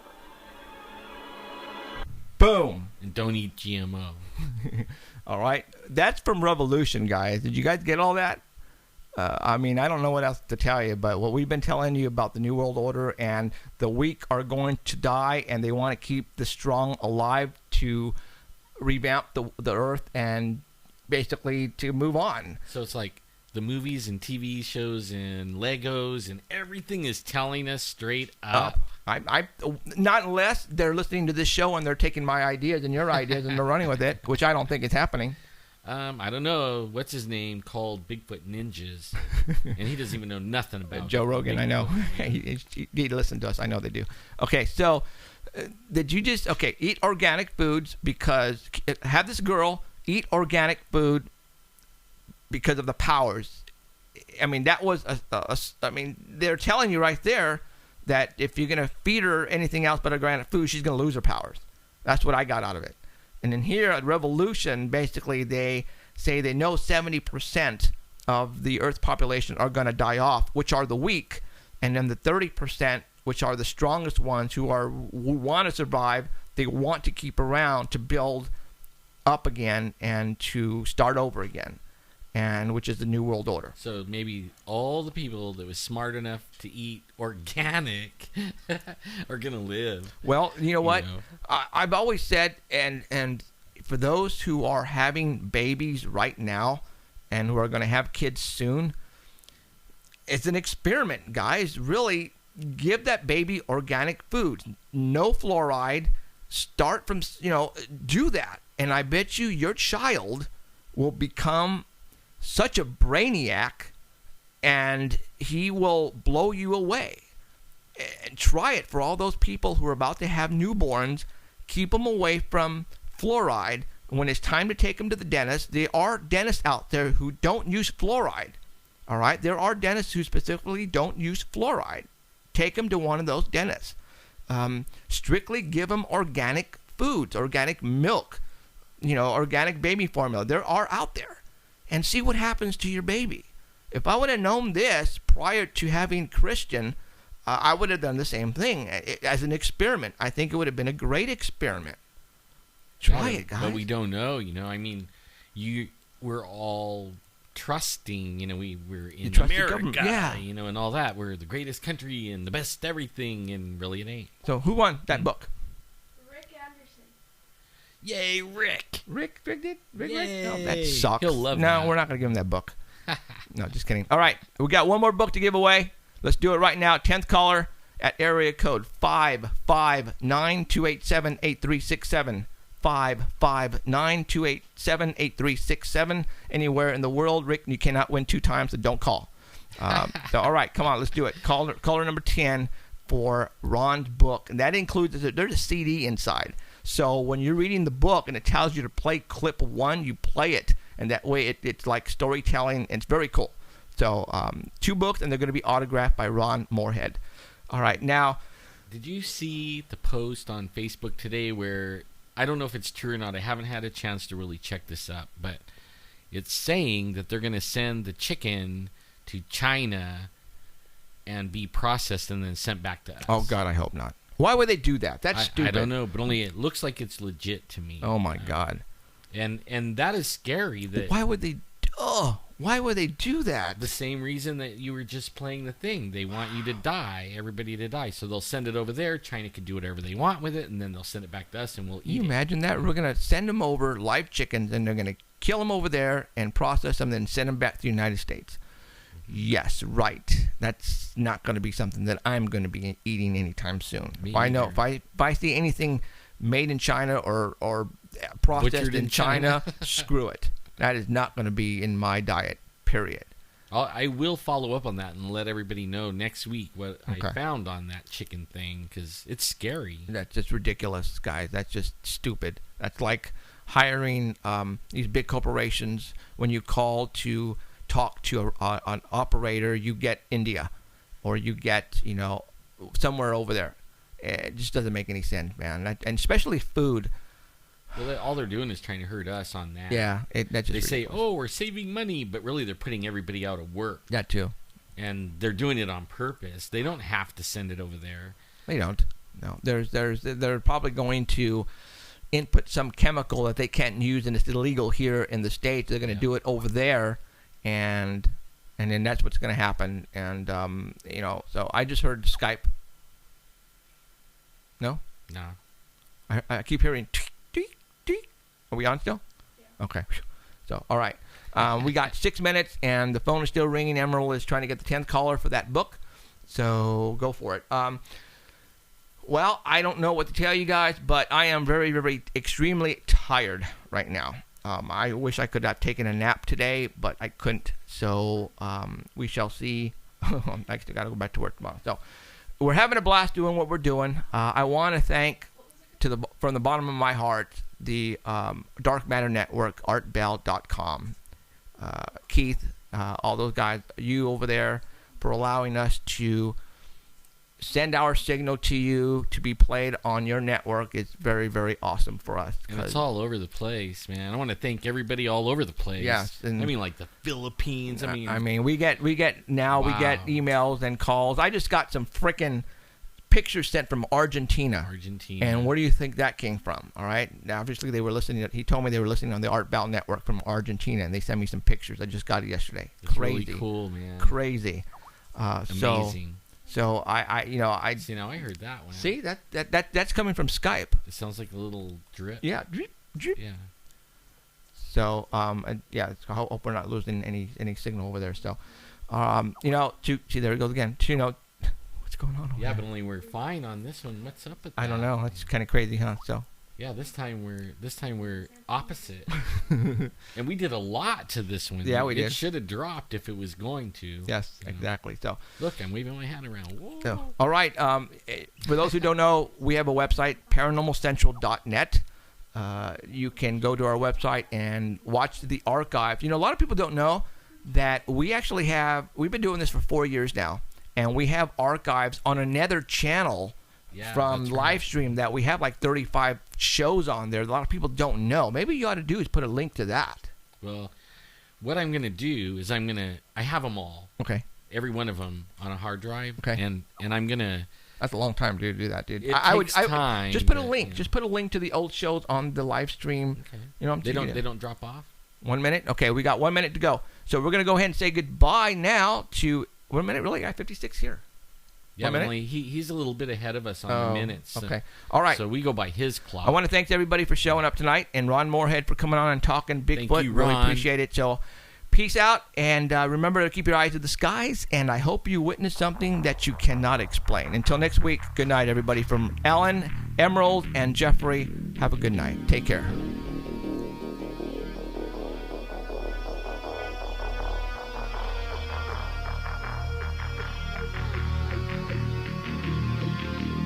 You have been listening to Paranormal Central with Jeffrey Gonzalez and Alan Thomas, broadcasting worldwide at paranormalcentral.net and on artbell.com.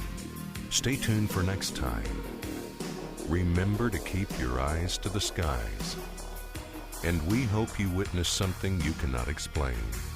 Congratulations to UFO family for winning the book.